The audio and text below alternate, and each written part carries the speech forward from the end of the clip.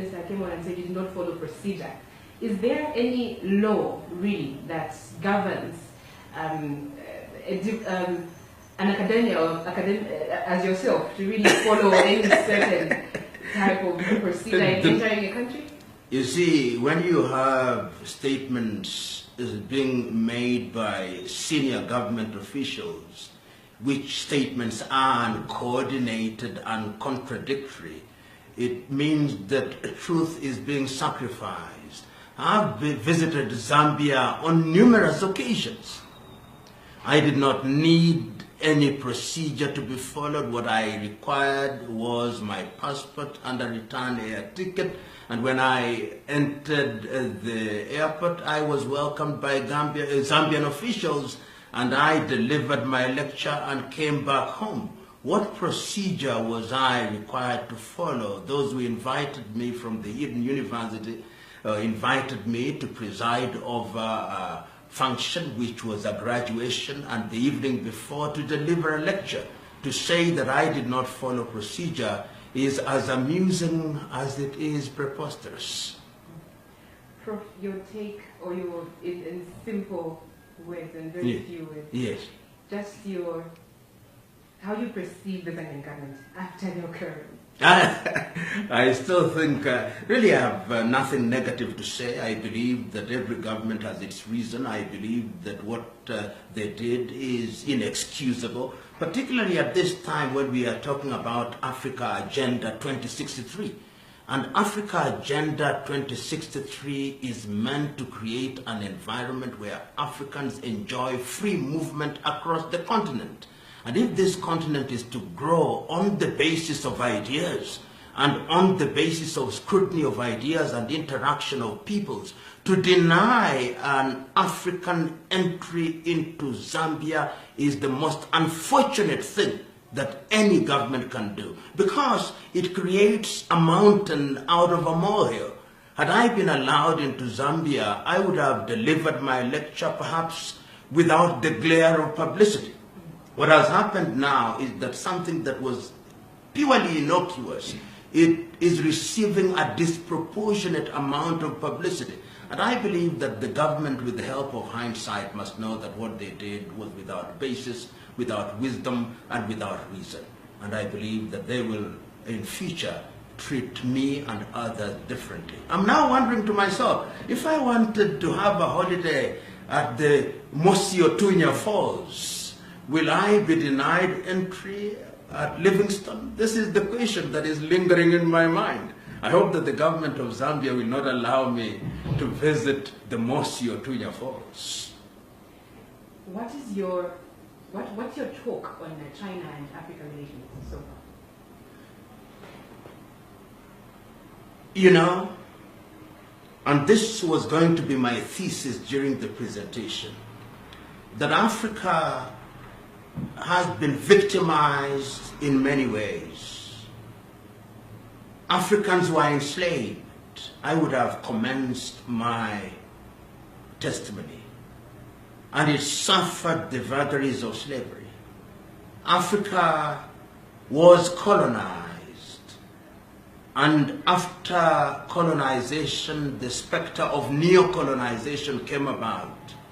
And there is a sense in which the founding fathers of Africa, and I would have mentioned Kwame Nkrumah, I would have mentioned Julius Kambarage Nyerere, I would have mentioned Kenneth David Kaunda, were clear in their minds that the entire struggle for independence was to liberate ourselves and to liberate our minds, to decolonize our minds. And therefore I would have said that in this day and age, when China as an emerging power has exaggerated appetite for resources, when we engage with her, we must define what we want, because the Chinese, to their credit, have already defined what they want. They have appetite for our minerals. They have appetite for our land. They have appetite for opportunities which would otherwise go to young Africans. And that therefore when we engage with them, we must ask ourselves, are we engaging for our benefit? The thing that we call trade, is it trade? Is Zambia capable of negotiating with China? I would have said that going forward, Africa can only negotiate with China on the basis of regional blocks. And this is not something that is new. I've said it not once, not twice, times without number, that Africa must negotiate regionally as SADC, as East African Community, as ECOWAS, as the Maghreb, as Central Africa. And that therefore when we do so, we are able to negotiate for the benefit of our people. And if we don't do so, China may end up being our new colonizer. And the modern colonization is not about administration. You can have black faces or African faces in the political arena, but they are merely being manipulated. We don't want China to be the puppeteer and we the puppets. And many African countries must, in the nature of things, begin to interrogate the place of China in the economic and political arena. In a nutshell, that is the kind of approach that I intended to take, and of course we would have engaged with the audience and the audience would have teased out in a manner that is Zambia specific. In Zambia, for example, we know that we now have Chinese hawkers. Why should Chinese hawk? Why should Chinese be running pubs? There are areas which must be ring-fenced for the Zambians. And there are areas where we can engage with China in a meaningful way so that there is transfer of technology, so that we retain our dignity and sovereignty and we don't sacrifice it at the altar of short-term political gains. So in a nutshell, what you're saying is that Africa does need China in a way, but then in a more normal or educative approach? Let me say this, that the whole world is, in the nature of things, a global village. And that trade is the lifeblood of human interaction. China needs Africa, Africa needs China, but there is a way in which we need each other. There is a way in which you need each other in the manner that a horse rider needs a horse to ride it. For the time being, I hold the view that the horse rider is China. Africa is the horse to do China's bidding. My prescription is that we should enjoy a symbiotic relationship, a mutually beneficial relationship. And that can only be achieved if we define our agenda and our goals. In my view, there is no evidence to suggest to me that we have clearly defined what we want. And that is why we are allowing the Chinese to enter into areas which we could ourselves be engaged in. That is why we are allowing Chinese labor to come into the African continent in areas which could be preserved for young Africans. That is my quarrel. That is my concern. Am I right? I may not be right. But these ideas ought to be on the table of discussion for purpose of scrutiny, so that if my ideas are without merit, they will be demonstrated to be without merit by force of reason, not by reason of force. And to deny one an opportunity to put those ideas on the table of negotiation or discussion is intolerance at its most absurd. And I'm trying to look for a polite word to say a bad thing, which is not always easy. It is absurd, and absurd at its most absolute. Prof, at the path at which we're moving as Africa and China relations, where are we headed to? You know, my fear is, without the benefit and the gift of prophecy, is that if we are not very careful, our resources will be exploited to our detriment. And one can see the evidence of this in many areas. If you go to countries such as the Democratic Republic of Congo, if you go to countries such as Central Africa, and indeed in many other countries in Africa, you see the presence of China. And my fear is that their appetite for resources is almost insatiable, which is understandable because of the population that they have to take care of, 1 billion plus. If we continue on this trajectory, in the next 50 years, the promises that we have made to ourselves under Africa Agenda 2063 will not be realized. The promises that the world has made jointly for humanity under Sustainable Development Goals will not be realized. And you can see that the rise of China is not restricted only to the economic arena. They are also, in the fullness of time, going to afflict us with their political bacteria. And that bacteria may very well inform how we conduct our politics. My view is engage with China at the level of the economy, but define your interests. Engage with China politically, but let us define for ourselves what democracy means to us. Engage with China in the arena of security, but not in a manner that undermines our sovereignty. So that in real terms, the problem is largely with us. The problem is largely with our political leaders, who are not thinking of the next generation, but are ever thinking about the next election.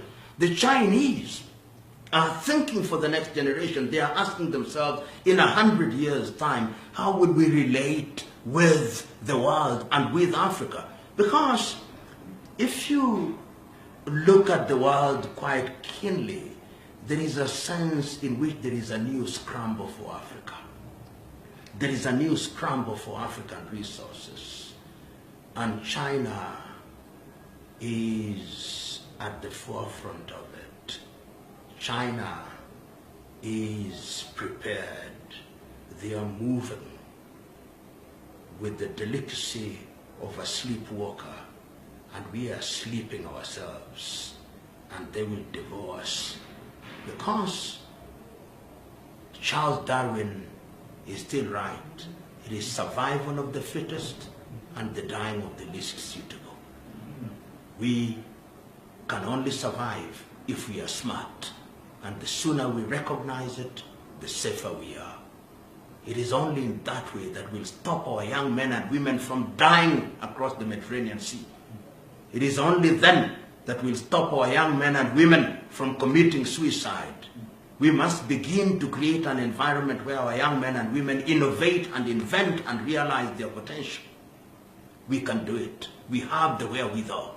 It is the political leadership that we need to guide us in that direction. And this is the message that we keep on articulating and will continue to articulate. And do you think that this era of political leaders that we have really have the strength or the energy to talk to China in that way and bring that subject forward? Unfortunately, when I look across Africa, I don't see the evidence. There are few of them who can be isolated and have distinguished themselves in that regard, but they are too few. They are too few. If we are talking about 54 heads of states and government and you have no more than 5 who are clear about how to engage with China, it tells you that they are in the minority and their survival rate and their chance of survival is like the chance of a snowball in hell. And it is therefore incumbent upon us as the population to rise up, to speak to leadership with the firmness that will open their eyes, not with the arrogance that will inflame their anger. And that is what some of us are doing. We are simply telling the leaders that you have been given the opportunity, the honor and privilege of being in the forefront of articulating our agenda. Remember that you are trustee for our interests and do that which is in our best interest. Don't look to the next election. The next election cycle in many African countries is just about 5 years. You think about the next generation. And when you do so, you will be serving Africa and you will be fulfilling the dreams of our founding fathers and the expectations of the people of Africa. These are times that call for men and women who are prepared to move regardless. I'm very tempted, Prof, to take you back to Zambia. Please do. Of course. Really, the way our president, Edgar Lungu, has been running affairs with China, very secretive, I should say. Mm-hmm. We're not sure how much money is coming into from China, what grants are being given, what loans are being given. Just your word of advice in that way? My own view is that the government of President Lungu must do that which is in the best interest of Zambia. The evidence that is there suggests to me and others that this is a relationship that is one of unequals, and that while we may have visible things in the terms of roads that are being constructed, in the terms of dams that are being constructed, in the terms of physical infrastructure, the question that we must ask, in the long term, are these going to solve the problems of Zambia and the people of Zambia? The world now recognizes that the true test of a country's state is not the gross domestic product, the GDP.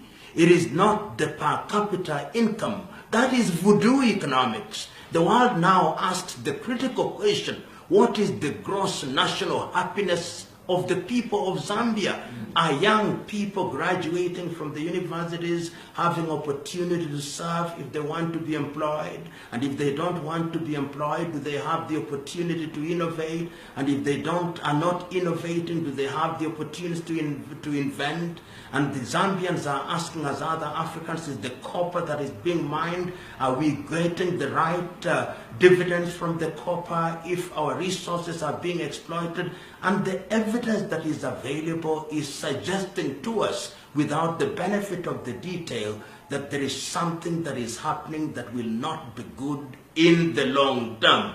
And that is why we are warning leadership that even as you go, whatever your intentions are, remember that countries have found themselves in this situation. Don't step on the same landmines. Listen to us. We are speaking to you not because we want to remove you from power. We don't bear any arms. What we have are ideas. Receive them. Distill the ones that are workable and use them. It is you who will have the glory. That is what we are telling the administration of President Lungu. And we hope that in his wisdom, like the ocean before him, he'll receive all rivers, because it is in receiving new ideas that you renew your own.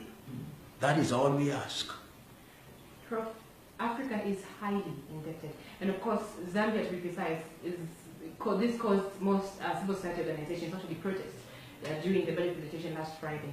And most fear that we are getting into a crisis. And the only solution that looks to be very promising is that of China, rather than the IMF. So now the government of Zambia is trying to drive away from the IMF and get itself entangled more into China.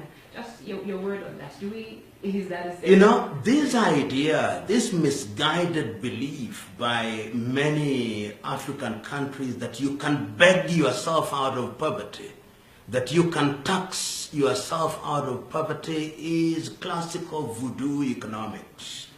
History has demonstrated times without number that countries must harness their resources through value addition and through trade that is properly guided. It is only in that way that you are capable of lifting yourself from the quicksand of poverty to the hard rock of true prosperity. And we have had countries demonstrate this. During our own lifetime, we have seen countries such as little Singapore, which is but a city-state, lift herself, not because she borrowed herself out of poverty or begged herself out of poverty, but because she innovated, because she engaged in meaningful trade and used the resource that she had for her benefit. We have seen North Korea do that. We have seen a post-war Vietnam do that. We have seen in the recent past, even in the continent of Africa, little countries such as Botswana do that. We have seen Rwanda do that. And I believe that Zambia has the wherewithal to achieve that, to argue that our salvation must come from the east or from the west, is to misguide ourselves and to undermine our ability as a people. Kwame Nkrumah had the foresight as early as 1957 to say we should neither look east nor west, we should look forward. He was saying in effect is that we ought not to place our fate on interactions with other civilizations. He recognized that Africa had the resources and that if we harnessed them and engaged in trade, we could lift ourselves up. So this idea that it is either China or the IMF or we are doomed is misguided. We can, in the context of SADC, for example, if you permit me to talk about Zambia, if we improved intra-African trade to about 60%, I can tell you that we are capable of surviving in many ways. So I don't agree that it is either China or the IMF or we are doomed. Pan-Africanism and democracy, do you see this prevailing in West African countries? You know, let's first of all ask ourselves what was the thesis of the Pan-African agenda? Because the pioneers such as Kwame Nkrumah, such as Mwalimu Nyerere, Modibo Keita, Kenneth David Kaunda had the idea that for Africa to realize her potential and for Africa to protect herself from other world powers, it was wise for her to unite. And that was the clarion call of Kwame Nkrumah in May 1963 in Addis Ababa, Ethiopia, when he said, let us not live here without uniting. Let us not live here without a single currency. Let us not live here without a single army. Let us not live here without a united government, because he said the neo-colonizer is going to come back to us and they are going to divide us and they are going to remind us that our safety lies in our sovereignty.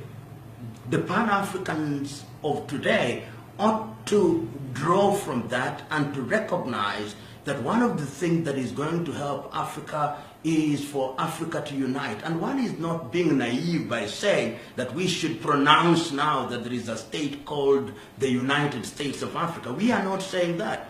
We are saying that Africa can use the building blocks of the regions, starting with the SADC, the ECOWAS, the East African Community, Central Africa, the Maghreb, and progressively, if we begin to move closer and closer in the economic arena, we allow people to move freely, we remove tariff and non-tariff barriers, and we begin to think one, we begin to negotiate with Europe and America and China as united blocs, then in the fullness of time, the economic arrangement will give birth to political unity. And in that way, Africa will now sit at the dinner table of human civilization as a diner, not as the waiter or food to be consumed. We are saying that that should be the agenda for Pan-Africanism. And this thing called democracy, we must also redefine it. Africa has been made to believe that democracy equals to multi-party politics, democracy equals to periodic election. I'm beginning to think that we ought to ask ourselves, is it possible to allow people participation in governance without borrowing lock, stock, and barrel the ideas that were conceived and birthed in other parts of the world, so that we give what one may describe as an African flavor to democracy? This is a debate that we ought to put on the table, because we have seen in the recent past in many African countries, after election, there is conflict.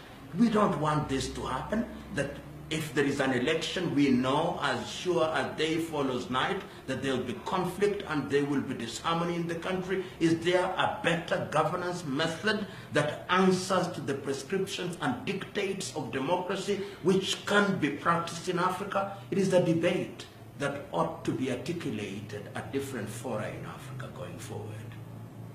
Prof, as we conclude, of course, what you experienced in Zambia is a clear demonstration that we have an infringement of the freedom of speech, and people do not have the right to speak freely on matters that really affect them. Just your way of the leadership when it comes to, of course, allowing people to just come out freely and speak about such topics. History has demonstrated that ideas can be very threatening, particularly if those ideas are ideas that threaten people's positions. But history has also demonstrated that it is ideas that change societies. And my appeal to all leaders across the continent and across the political divide is that democracy is a marketplace of ideas. Ideas must be placed on the table of debate for their cross-fertilization and cross-pollination. It is only in that way that we are then able to distill from that process the ideas that will propel our education, propel our health, propel our economies, propel our politics, and to create an environment where ideas are denied the oxygen that will make them survive is in itself backward, unnecessary, and potentially destructive. My view is allow ideas to grow. As the wise have said, the ocean is great because it accepts all rivers. Nations will be great if they accept all ideas. They jettison the ones that are impracticable and use the ones that are practicable. And that is my message to my friends in leadership in the great country of Zambia, the country of Kenneth David Kaunda and Levi Patrick Mwanawasa. Any final remarks that you'd love to make? I'd love to get you to talk as well. I've said my piece, but in this quest for African unity, those who think that it's going to be a walk in the park are misguided. There are going to be difficult moments. There are going to be painful moments. But the wisdom of the ages is that there is no gain without pain. So some of us who have now started tasting the pain of rejection at countries' borders are beginning to experience firsthand what our forebears did. Samora Machel was right. A luta continua.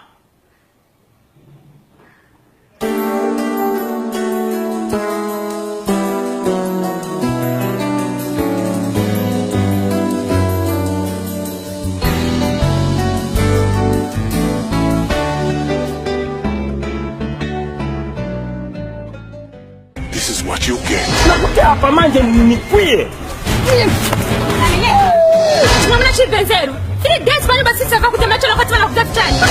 For the ignorance, enough is